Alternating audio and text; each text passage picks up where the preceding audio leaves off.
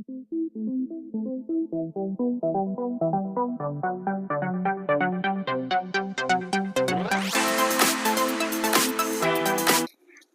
21. So, hello all the buddies, welcome and welcome back to my channel. Hey, it's me Garima Khetarpal welcoming you all in my channel. So basically आज की video भी study vlog ही है. Basically like थोड़ा सा routine भी है, मतलब मैं बीच में क्या करा था sorry. So like at this point of time मैं जो कर रही थी, बायोलॉजिकल क्लासिफिकेशन स्टार्ट हुआ था. अपेक्षा मैम ने स्टार्ट करवाया था ये वाला चैप्टर, एंड ये वाला चैप्टर मैंने पूरा ये वाली क्लास मैंने पूरी अटेंड करी थी. साइड बाय साइड नोट्स बनाए थे, एंड ये वाला चैप्टर भी मुझे बहुत अच्छा लगा. सीरियसली बताऊँ तो जो फर्स्ट चैप्टर था द लिविंग वर्ल्ड, उससे ज़्यादा अच्छा मुझे ये बायोलॉजिकल क्लासिफिकेशन चैप्टर लगा. लाइक अभी मेरा थोड़ा सा ही रहता है, क्योंकि लाइक हाँ, एक ही क्लास लेनी होगी, फिर मैं लाइक सेल्फ रिविजन करूँगी.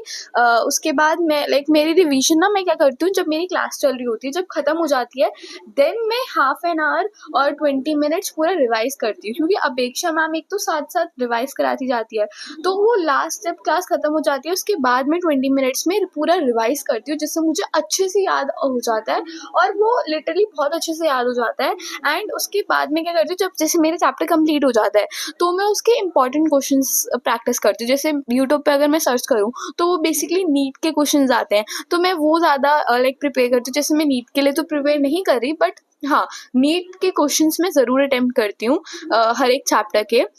अपेक्षा मैम भी जब लास्ट क्लास में एट द एंड वो नीट के क्वेश्चंस प्रैक्टिस करवाती हैं, एंड मैं भी जब पूरी क्लास हो जाती है, जैसे लिविंग वर्ल्ड जब खत्म हुआ था, तो मैंने भी पूरे नीट के लाइक जो क्वेश्चंस थे एमसीक्यू बेस और शॉर्ट लॉन्ग वेरी शॉर्ट, ये सारे सॉल्व करे थे, एंड वो मेरे से हो रहे थे. एंड मेरे को लिविंग वर्ल्ड से ज़्यादा ये वाला चैप्टर अच्छा लगा मेरा वाला. हाँ, एक क्लास के बाद ये चैप्टर खत्म हो जाएगा. And yes,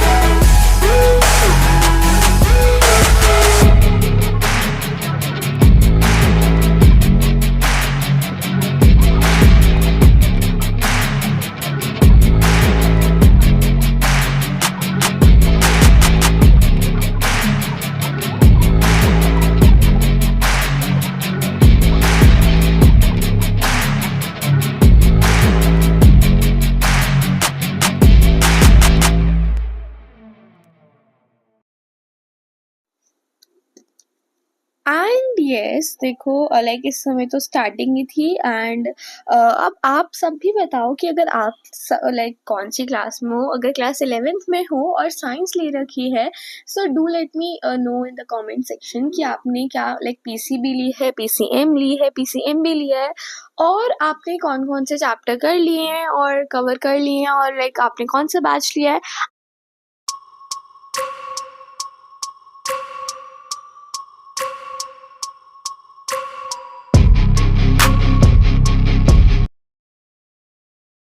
so basically like ये क्लास के बाद नेक्स्ट डे मैं मूवी देखने चली गई थी, and here are some pictures of it. So अब मैं लाइक अब ये क्लिप है मूवी की, एंड आप सब गेस करो कि ये कौन सी मूवी है. एंड कमेंट सेक्शन में बताना, और जिसने गेस करा उसका कमेंट मैं पिन करूँगी. अच्छे से लाइक गेस कर लिया, आई थिंक क्या गेस कर ही लोगे ये वाली मूवी. सो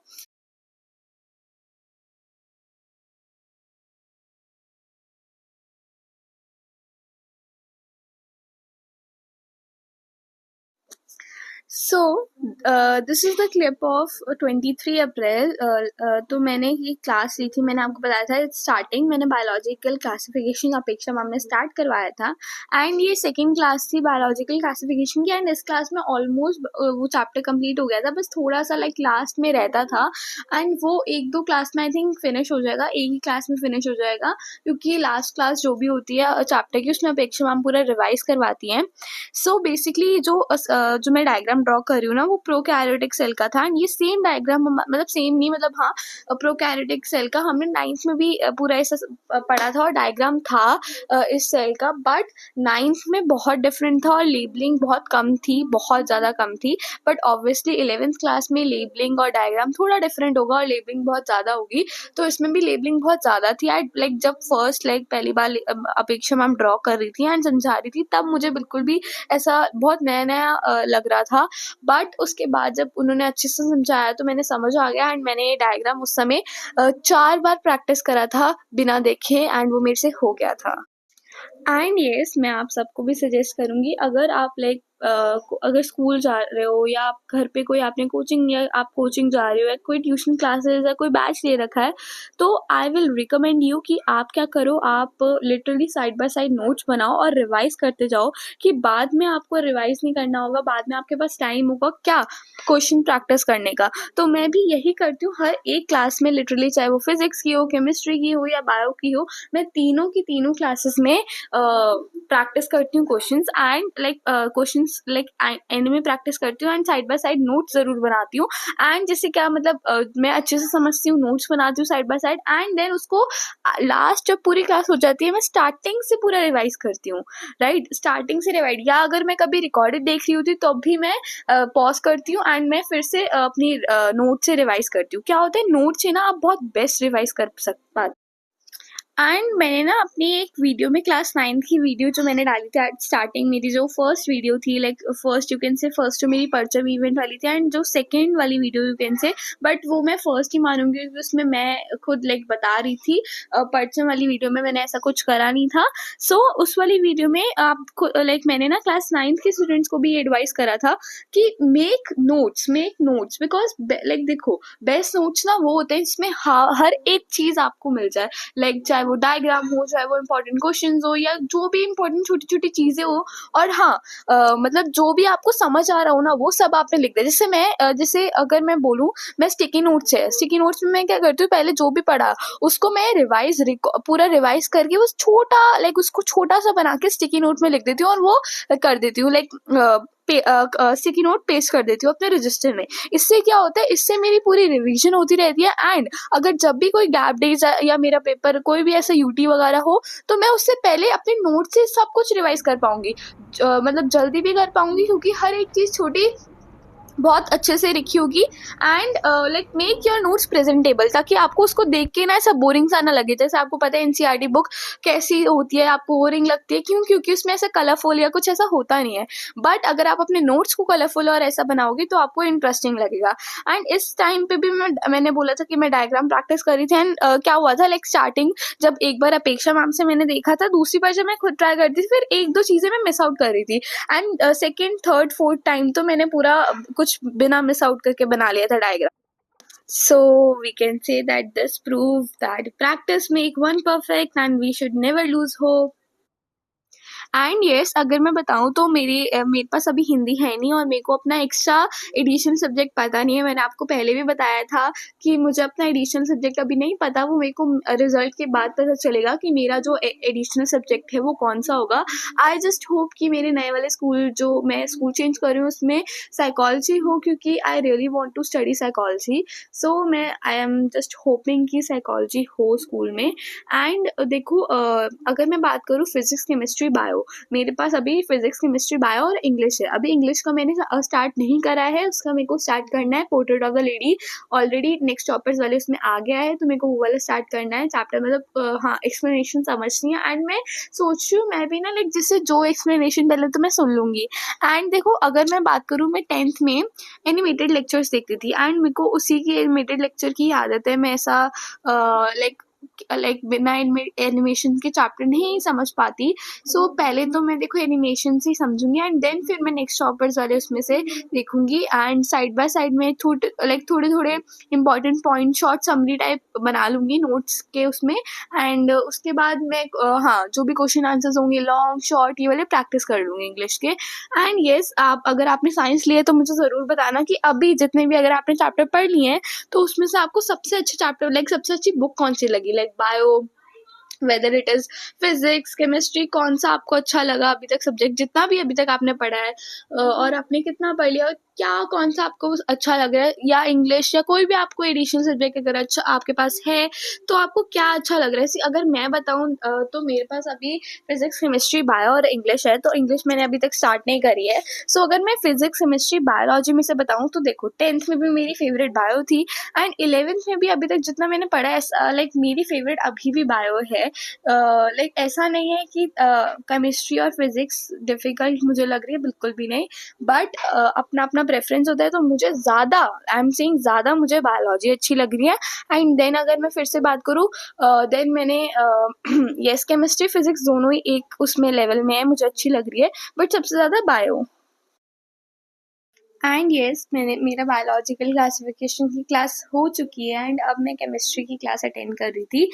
मीन्स मेरे को ना मैंने जब पहले जो हमने ना मोल कॉन्सेप्ट स्टार्ट करवाया था तो उस समय मुझे बिल्कुल भी समझ नहीं आया था।